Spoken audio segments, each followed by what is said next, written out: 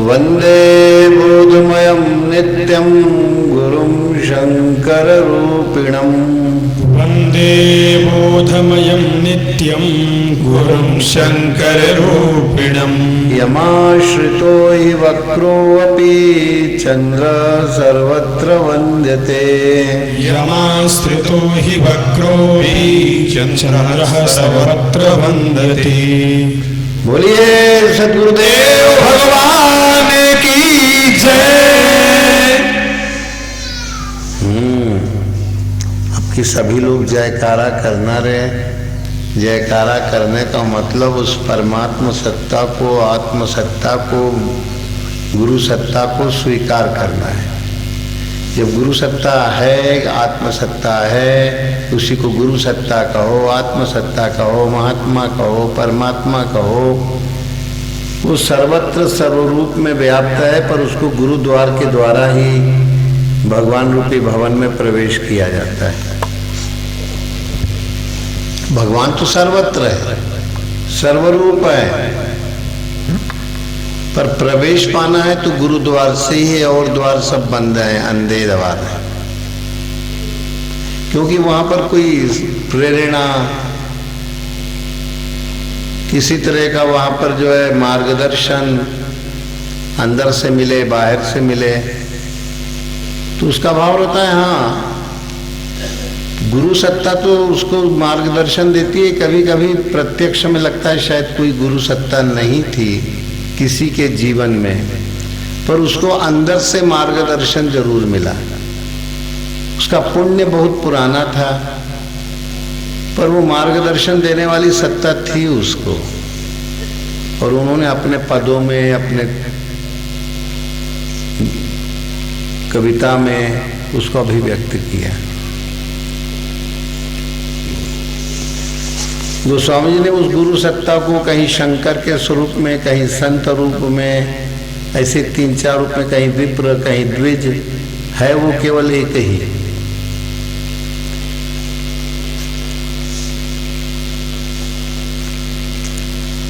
तो ये अभी कल परसों गीता का जो है पाठ चल ही रहा है। कितने हो गए? 11 हो गए। तो ये था कि 11 कर लें, 2 थे ये लोग। और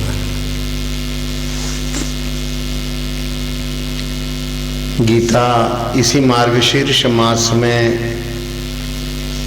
एकादशी जो पूर्ण मास की पड़ी, अभी तो पूस है, कभी कभी इसी के आसपास पड़ जाती है। हाँ, तो इसलिए हुआ कि ये 22 दिसंबर को गीता के बारे में, गीता का पाठ हो, गीता के से हवन भी हो। आज भी हुआ था।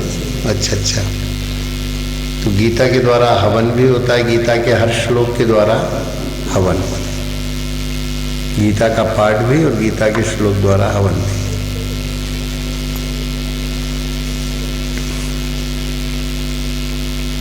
तो ये गीता के पहले अध्याय, दूसरे अध्याय, ये 6 दूनी 12 अध्यायों का कल परसों में संक्षेप सार रूप में विवेचन हो चुका। अब आज 6 फिर लेंगे, तो उसको जो है संक्षेप में बता दें कि पहले अध्याय में अर्जुन किम कर्तव्य विमूढ़, पहले तो वो बहुत ही ज्यादा उसके अंदर रहता है कि मुझे युद्ध भूमि में ले चलिए भगवान, कहाँ है वो साधना की, और उस साधना की मध्य भूमि में मुझे ले चलिए, किनसे हमको जो है युद्ध करना है, किनको हमको नष्ट करना है। बहुत गरज के कहता है, धार्त राष्ट्र से दुर्बुद्धे युद्धे प्रिय चिकित्सव। देखो तो वो अंधा अज्ञान में धृतराष्ट्र के पुत्र, उन लोगों ने क्या एक षड्यंत्र रच रखा है, उनके कौन सहायक हैं। फिर कहीं रथ स्थापय मेच्युत सेनयोरु भयोर मध्य, दोनों सेनाओं के मध्य में भगवान, हे गुरुदेव अगर आप उचित समझें इस रथ को खड़ा कर दें। ये साधना का रथ है। तो अर्जुन देखता है कि सारे जितने 18 अक्षौणी हैं उनमें कोई न कोई उसको अपना स्वजन, संबंधी, मित्र, कोई ससुरा मातुलाश्चैव, कोई कहीं ससुर दिखता है, कहीं मामा दिखता है, कहीं साला दिखता है, कहीं पिता दिखते हैं, कहीं पितामह दिखते हैं, कहीं पितृव्य दिखते हैं। ऐसे ऐसे ऐसे ऐसी सब पूरी युद्ध भूमि जो है, तो आखिर वो युद्ध है कैसा? तो गीता में दूसरे अध्याय में भी उसके बारे में कहा गया, तीसरे अध्याय में भी कहा कि जही शत्रु महाबाहो काम रूपम। हमारी साधक की सबसे बड़ी शत्रु उसकी कामनाएं, इच्छाएं हैं। और अगर उसके अंदर भगवान से भिन्न इच्छा खड़ी हो गई, जैसे भी हमारे आचार्य जी कह रहे थे कि जो प्रेम दुनिया में है उसको मोड़ दिया जाए, उसको अपने भगवान की तरफ जोड़ दिया जाए। थोड़ा सा काम करना है, उस प्रेम को मोड़ देना है। सबकी ममता ताक बटोरी, ममपद मनो बांध भर। सभी संबंधों की तो उधर पर वो देखते हैं कि ये सब जितने हैं हमारे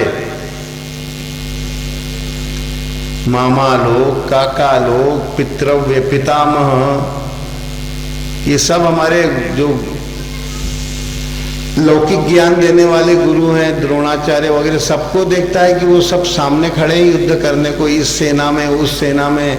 कहें भगवान मुझे ऐसे जिसमें मेरी अनुरक्ति है, आसक्ति है, ऐसे मैं रक्तपात नहीं चाहता हूँ। रक्तपात माने अनुरक्त हैं, और आप कहते हैं इन सब से युद्ध करके इन सबको विदा कर दो। अपनी चित्त वृत्ति को जब जिनसे जिनसे इच्छा, लगाव, जुड़ाव है, उन सबको ध्यान शक्ति के द्वारा, ज्ञान शक्ति के द्वारा विदा कर दो। कोई बाहरी युद्ध के लिए है ही नहीं प्रसंग। 8वें अध्याय में देखोगे तो कहेंगे कि तस्मात् सर्वेषु कालेषु मामनुस्मर युद्ध। तीनों कालों में सदा सर्वदा युद्ध करने के लिए कहते हैं तैयारी रखो। और तैयारी यही है कि भगवान का स्मरण करो। भगवान का स्मरण करने में बाधा आएगी, और बाधा आएगी और वो भजन करने नहीं देगी। अरे हल्ला न करो, बैठ लेंगे पीछे।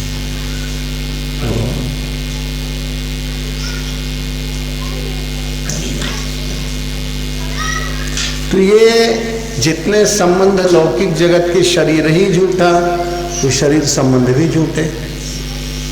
हाँ वहीं बैठ लो, बैठना होगा। अरे वो प्रणाम उनके बाप लोग ने किए, वो क्या करेंगे?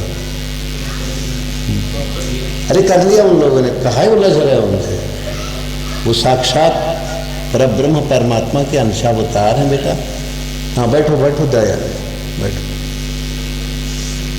प्रणाम करने को ऐसे लोगों को नहीं कहना चाहिए, लोग साक्षात ब्रह्म स्वरूप हैं। तो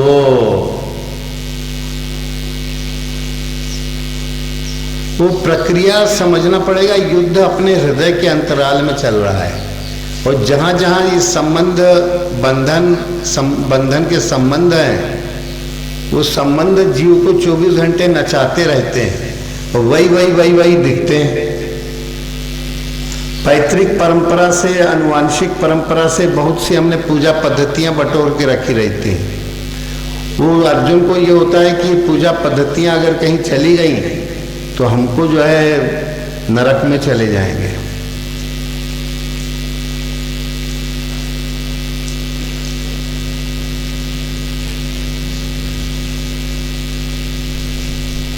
तो युद्ध का मतलब वहां पर अपने अंदर इच्छाएं न उठने दो, और इच्छा भगवान से जोड़ दो। सरल सी बात कि अपनी इच्छा को कहां जोड़ देना है? अपने आराध्य से, अपनी गुरु सत्ता से।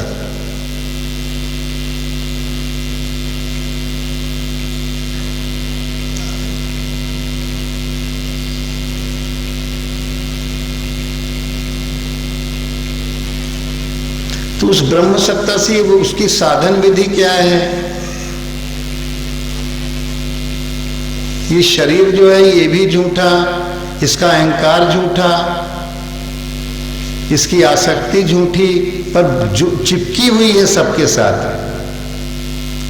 शरीर का अभिमान, शरीर की आसक्ति इतनी बुरी तरह से जकड़ चुकी है कि इसी कारण वो ब्रह्म स्वरूप जो है आत्मा, वो जीव बन गई है।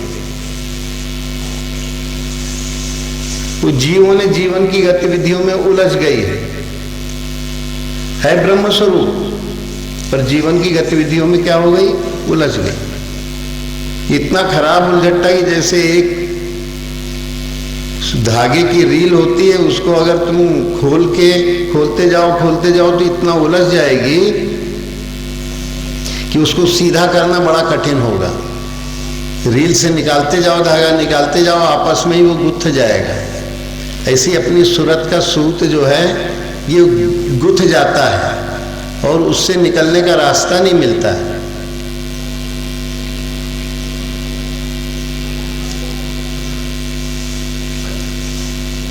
तो उसको सुलझा कैसे जाए, सुलझने की प्रक्रिया क्या है? तो हर कर्म का कर्ता जीव स्वयं बनता चला जाता है। उस जीवन की गतिविधियों से कैसे उससे मुक्त हो सके? उलझ गया धागा, सुलझे कैसे? उसका कोई छोर पा जाओ, उस छोर को पकड़ के धीरे धीरे धीरे धीरे खींचा तानी मत करो, नहीं तो गांठे लग जाएंगे।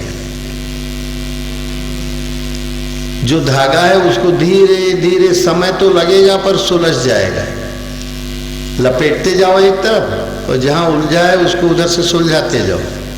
ऐसे ही हमारे मन की सुरता जो है वो उलझ गई है पूरी तरह से। ये कई जन्मों से जीव इस संसार में आया और जैसे रील का धागा खोलते जाओ आपस में उलझ जाएगा, तो उसका छोर पकड़ लो।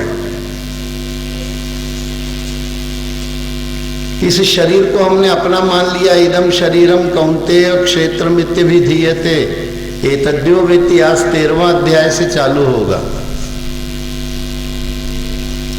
ये जो उलझ गया है वो सुलझाया कैसे जाए?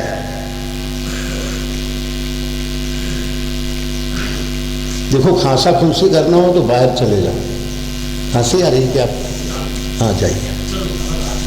हाँ हाँ बहुत खराब आ रही है। आनंद रूप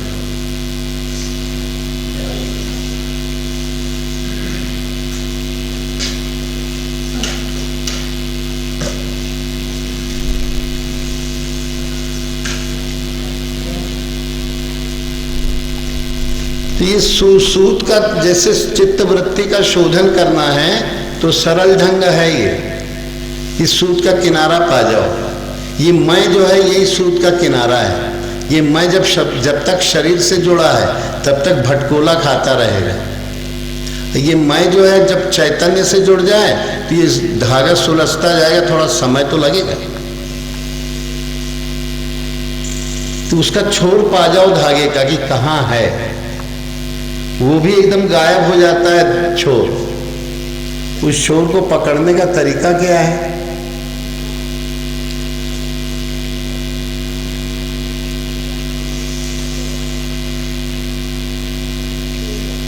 तो दूसरे अध्याय में श्री कृष्ण सद्गुरु के रूप में उससे कहते हैं, तानि सर्वाणि संयम्य, सभी मन इंद्रियों को समेट लो, संयम कर लो।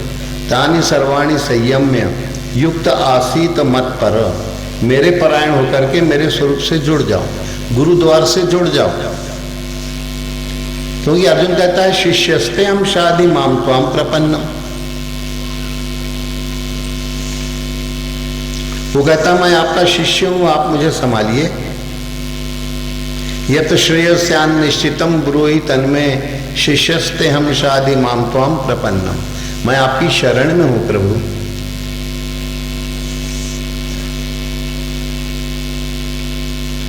तो उनका तानि सर्वाणि संयम्य, सभी इंद्रियों का संयम कैसे करोगे? मेरा आश्रय ले लो, मेरे स्वरूप का आश्रय ले लो और जुड़ जाओ, अपनी बुद्धि को जोड़ दो।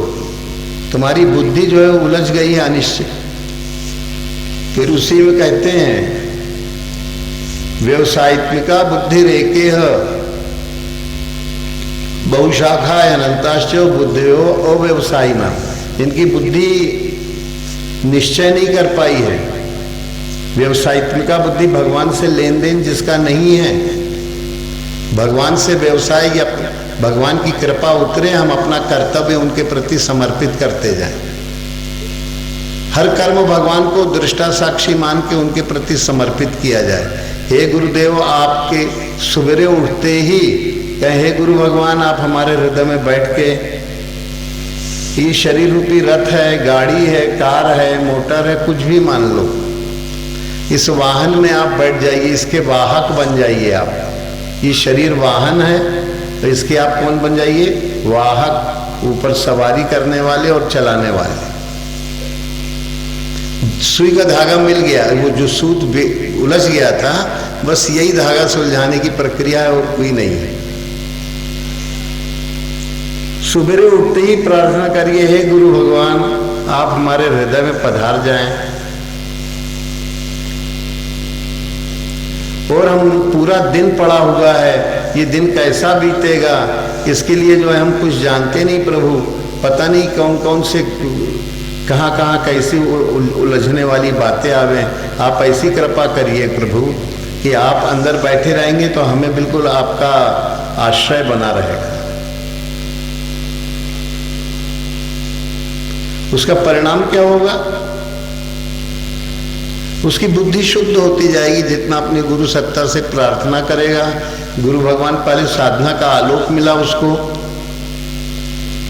कि तुम मेरे स्वरूप का आश्रय लेकर के और मेरे स्वरूप से युक्त हो जाओ। बातचीत ना करो रे, दूर दूर रहो। मेरे स्वरूप का आश्रय लेकर के, आश्रय माने अपने गुरु स्वरूप का आश्रय लेकर के और उसमें अपनी बुद्धि को नक्षिक चिंतन करते हुए जोड़ो और अपने भाव पुष्प अपने गुरु भगवान को समर्पित करते जाओ। ये गीता की भाषा है।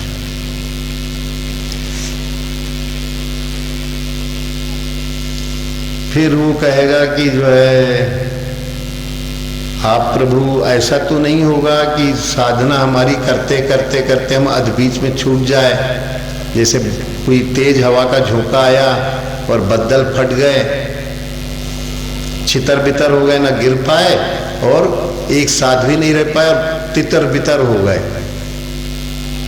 कहीं ऐसी हमारी तो दुर्दशा नहीं हो जाएगी? कहने लगे नहीं नहीं, बिल्कुल नहीं होगी। एक बार अगर ये क्रम चालू हो जाए, नेहाभिक्रम नाशोस्ति प्रत्यवायो न विद्यते, उल्टा तो कुछ इसमें होता ही नहीं, जो कुछ होगा सीधा होगा। अगर तुम जुड़े हो, ऐसा कुछ नहीं है। अभ्यास और संसार में असंग रहने की युक्ति जान जाओ। अभ्यासेन तु कौन्तेय, राग जो जहां तहां बना है उस राग को केवल एक सत्ता से जोड़ लो। और अभ्यासशील लोग फिर काय का अभ्यास किया जाए?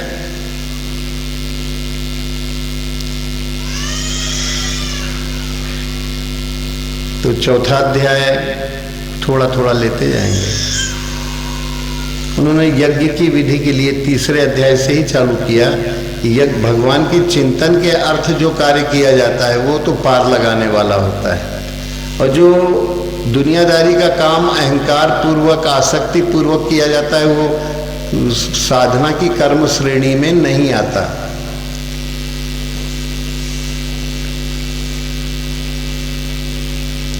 कर्म तो करना है,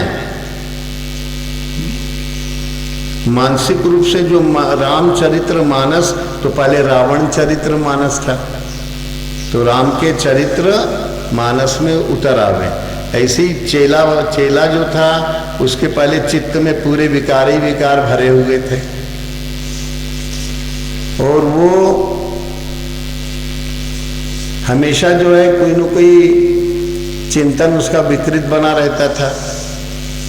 उसका चिंतन एकदम सुलझ जाए, और सुलझे कैसे? सुलझने की प्रक्रिया क्या है? उस प्रक्रिया को समझना चाहता है।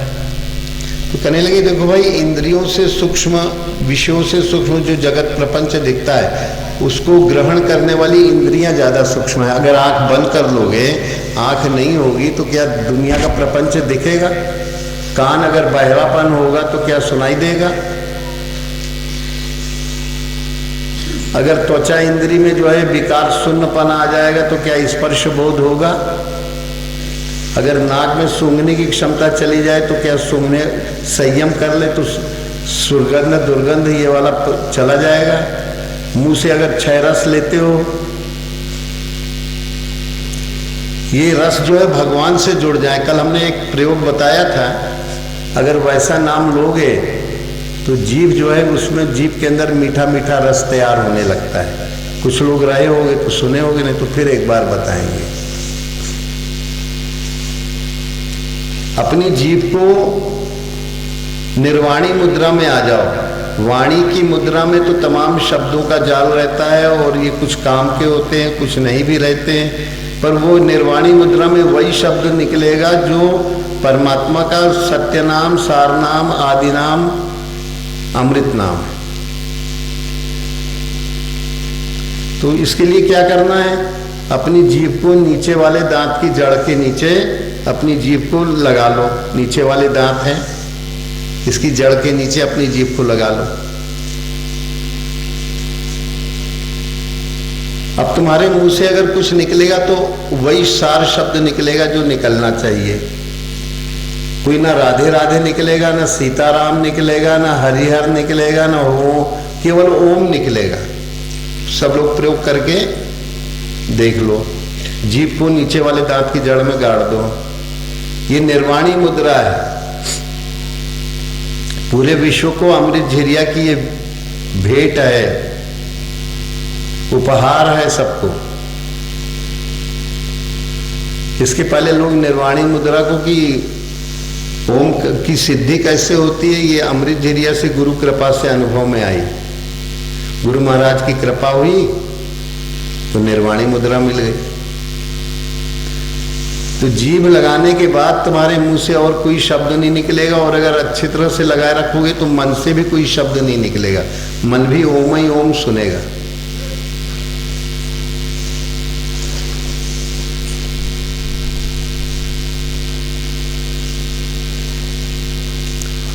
जीभ लगाने के बाद कोई शब्द निकल रहा है किसी के? ओम ही निकल रहा है, ये और कुछ निकल रहा है? हाँ, ओम ही निकल रहा है ना। किसी के हो सकता है कोई ज्यादा ज्ञानी हो, कुछ और निकाल दे। निकलता हो तो हाथ उठा लेना भाई कि कोई यहाँ ओम नहीं, कोई और शब्द निकल रहा है। न मुंह से निकलेगा और न मन से निकलेगा।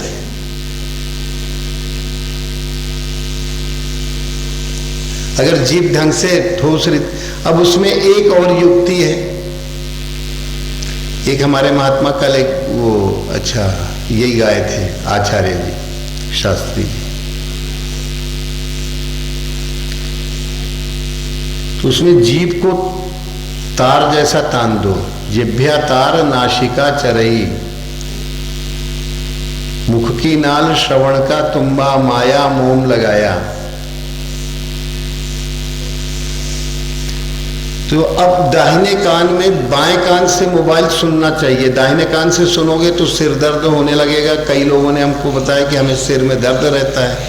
हमने कहा मोबाइल दाहिने कान से तो नहीं सुनता। कहा यहाँ सुनते हैं, उस बाएं जेब में रहता है, इधर से निकाला और ऐसे दाहिने हाथ से सुना दाएं कान में। कभी भी मत सुनो, नहीं तो हमेशा सिर दर्द रहेगा। क्योंकि दाहिना कान केवल भगवान का पवित्र शब्द ओम नाम सुनने के लिए बना है। बाएं कान में मोबाइल लगा के सुनो। मोबाइल माने चलतू, मोबाइल माने चंचल। तो जो चंचल शब्द है वो बाएं कान में आते हैं, पर दाहिने कान में जो है केवल ओम ही शब्द आएगा। तो अब आपको क्या करना है फिर बता रहे हैं। जीभ को नीचे गाड़े रखो और दाहिने कान के पर्दे में लंबा ओम जो है मन ही मन उच्चारण करो।